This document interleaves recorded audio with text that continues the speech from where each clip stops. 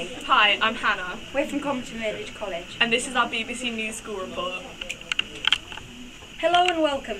My name is Jamie, presenting for BBC News School Report. Today, a rather unusual but relevant story, dystopian fiction. Dystopian fiction is a genre of book that has recently become very popular, especially among young adults.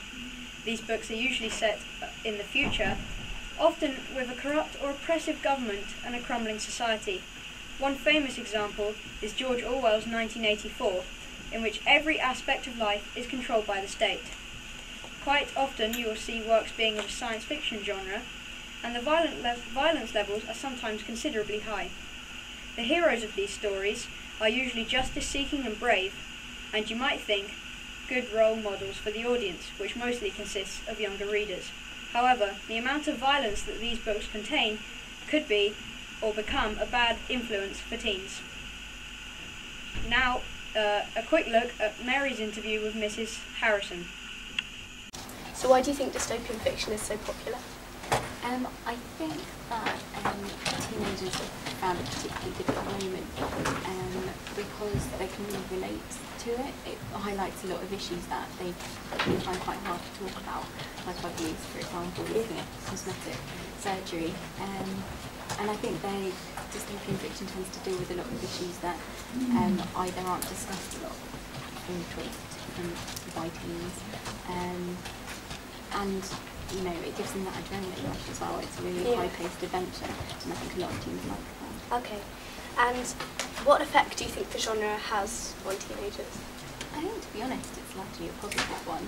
It's highlighting issues that are important to teens, and it's clearly highlighting issues that are important to adults, because the adults are the ones writing the stories. And if it's doing all that and bringing things to the foreground so they can be discussed, then I don't see any harm in that at all. Yeah. How do you think it reflects on society today? I think it highlights that there are a lot of important issues that are hard to discuss for teens, and I think adults tend to try and protect, children from a lot of stuff. But children are still aware that all this stuff is happening, and I think it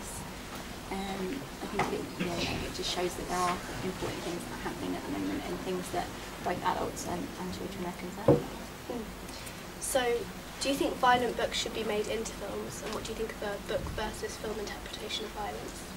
I don't think there's any reason why they shouldn't be made into films. The films that are written as films can be even more violent than the books. I don't think that should be held against the books at all. I think it would need to be done carefully, because when people read violence, you make it as violent as your imagination allows, and so you protect yourself a little bit, totally unconsciously, whereas with a film, obviously, you don't have that. But I think a little bit of violence is probably necessary to get across the full setting, and for the book to have the impact it does. Okay, thank you. Thank you. Hello, I'm Ewan. And I'm Jamie. And this is BBC News School Report. In the news this week, there has been a focus on the changes to education. First, we have Verity and Grace, who had an interview with former Education Secretary and current Shadow Chancellor of the Exchequer, Ed Balls. During a trip to London, the pair were given a tour of the House of Commons, followed by the interview. They questioned him on numerous topics, one of which being education. It's really important to expand the number of people going to university. And going to university is a good way to get the skills which can get you a good job and earn more in the future. But there's also lots of people who don't go to university, and even if we see a continuation of more people going, more and more, it's still probably going to be the case that half people do, half people don't.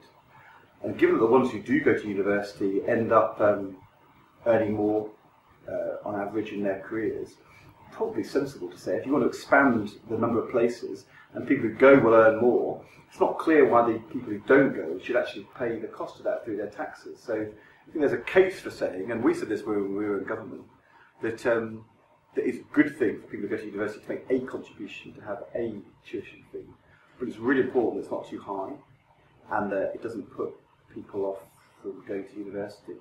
And the big change we've seen in the last couple of years is a big rise in the fee, up to close to £9,000, which is over 3 years, a big amount of money. So I think there's a debate to be had now about whether the current government has gone too far and put the fee up too much, and whether that become a deterrence to people going to university.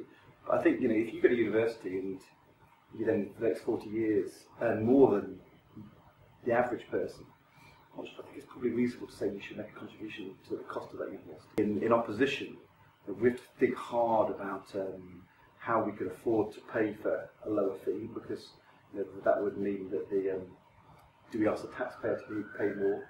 What we've said in the last couple of years is that the government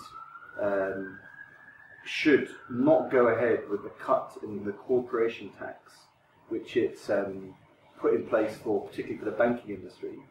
That would raise some billions of pounds, and they could use that money to not put the fee up to 9,000. You could get the fee to closer to 6,000 rather than 9,000 pounds. That would be lower, but 6,000 is still quite high. What we haven't, as an opposition, yet worked out what we actually think we'll be able to propose at the next general election. That's for our manifesto. Thank you, Verity and Grace. Next we have a written interview with Andrew Lansley, sent by email to his secretary. Here are some quoted extracts. When asked about his views on the education system at the moment, he replied, "Schools are benefiting from greater independence. Cambridge has all academy secondary schools. We are refining exams to make them more consistent and credible. We are supporting standards through the work of Ofsted." If Andrew Lansley could change one thing about the education system, he would increase the flexibility at age 14 onwards to combine specific vocational options with continuing academic work. And his opinion on forthcoming changes to the exam system is that he believes the changes to the exam system should mean that there are recognised and sustained standards incorporated into examinations. Lastly, we have an interview that Will and Dan conducted with the headmaster of Comberton Village College, centred on education. Hi, I'm Dan. And I'm Will. Today we will be interviewing Mr. Monday, Principal of Comberton Village College, for our BBC School Report. We'll be asking our headmaster about the changes to education, the education system in the UK, and how they can affect teaching and learning at CVC. So let's get started, Mr. Monday. Thank you for joining us today. Obviously, as principal of the school, it must be quite discomforting not knowing how your pupils' learning will be affected by Michael Gove's decision on changing GCSE's curriculum. Do you support these movements, and why or why not? We don't know for certain exactly what's going to happen. You're quite right to say that significant changes to GCSEs in terms of the curriculum, i.e. what's studied, and also in terms of the assessment, i.e. how assessments will be made in terms of different types of exams, or courseworks or controlled assessments. That these are really big issues, and they matter a lot for how we as a school try and support every pupil to achieve the best they can.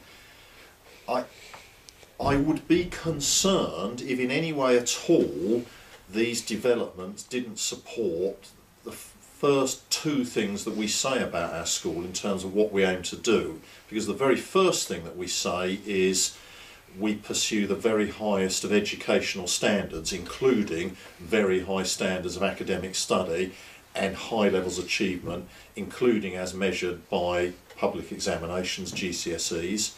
And the second principle is we must make sure that every single young person, whatever type they are, whatever ability they are, whatever background they are, can achieve and can succeed at school. Now, if these reforms help that, then I have to say they're a good thing. If in some way or other they get in the way of that, then I have to say that's a bit of a concern. And I think probably that in terms of the first principle, trying to make sure there are very high standards, probably these reforms are trying to work very hard at that.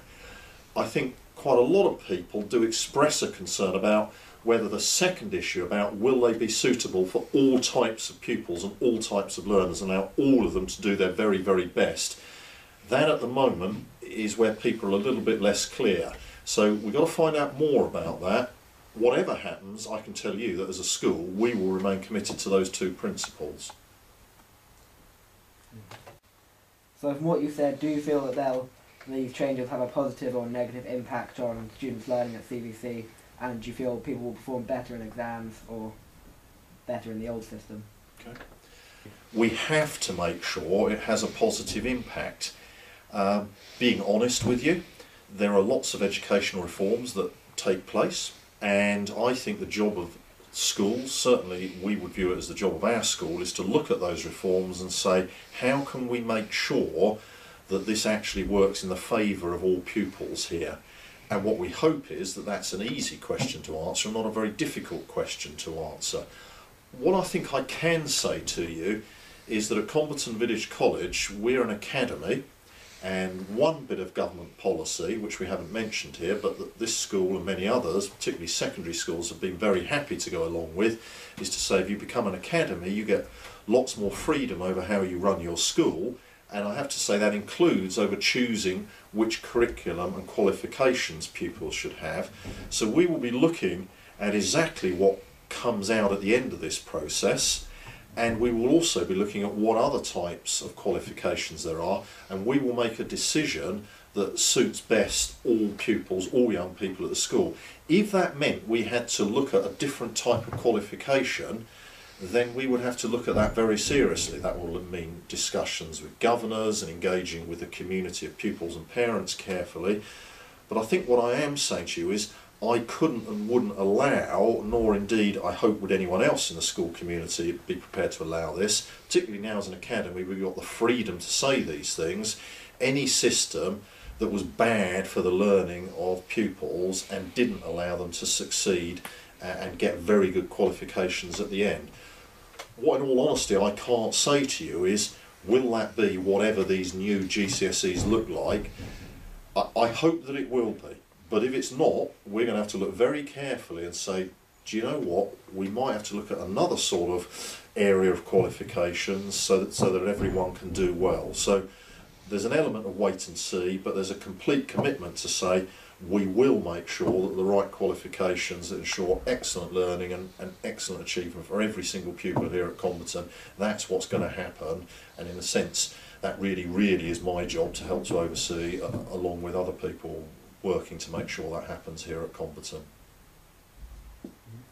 So with the new curriculum, if these changes came into place, would there be new subjects that we don't learn taught to us? And if that happens, that should be a good thing because we learn more. Yeah. But others feel that pounding children with more work will be bad because students won't have time to revise for everything. Yeah. And that will eventually lead to more bad grades. Yeah. So what's your opinion on this? Okay. Well, one opinion is we couldn't possibly allow the last thing you said there to happen. If somehow or other we engineered a situation where really pupils had no chance of getting good grades in their courses at the end, we'd have behaved rather foolishly. So we mustn't let that happen. I think it's a very interesting question. I think you asked there, are there perhaps some subjects that you don't study at the moment that perhaps it would be quite a good idea if you did? I do accept the fact that if you introduce something more, you might have to look at the overall curriculum. I think I do have a view about one area that it would be helpful if we could strengthen in the curriculum, and that's an area that's sometimes called things to do with citizenship, and it probably includes aspects of political study and understanding. I have an economics degree. I would say an element of economic understanding as well, that actually to understand our society, to play your role in our society, to vote and to want to vote, it's probably quite a good idea to understand some of these things and actually to be interested and bothered about some of these things, because I actually believe that, you know, one of the key roles that we have in education is to make sure that you can properly take your place in society, to play a good positive role as a good citizen of society, and part of that is being interested in engaging with some of these political, these economic areas of life that actually aren't necessarily part of the curriculum at all. And you know, a real concern I think all of us have is that so many people don't bother to vote now because they don't engage, they're not interested. which seems to me actually very dangerous. I hope that you would be interested in these things. You will seek to influence your own society, and one of those things is to engage in the political and economic process, and certainly to vote and vote intelligently. So I do think there is a case for some more of that. Now, I'm not at all clear how much of that is actually proposed in the new curriculum. That's a personal view that has always seemed to me we should be seeking to strengthen within the curriculum. Well, we do some of that here, for example, on our so-called PD days, but I think there's a case for looking at that very seriously. My view is that wouldn't damage all the other key areas that you study as well. In some ways, it would just increase your motivation to do well in those also. Okay. Thank you to Will and Dan.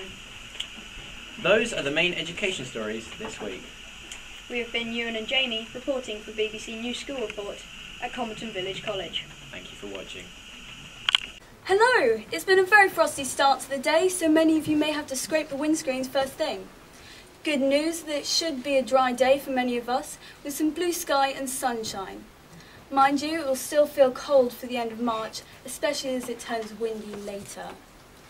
Temperatures ranging between 2 degrees in eastern Scotland to 7 degrees in the Channel Islands.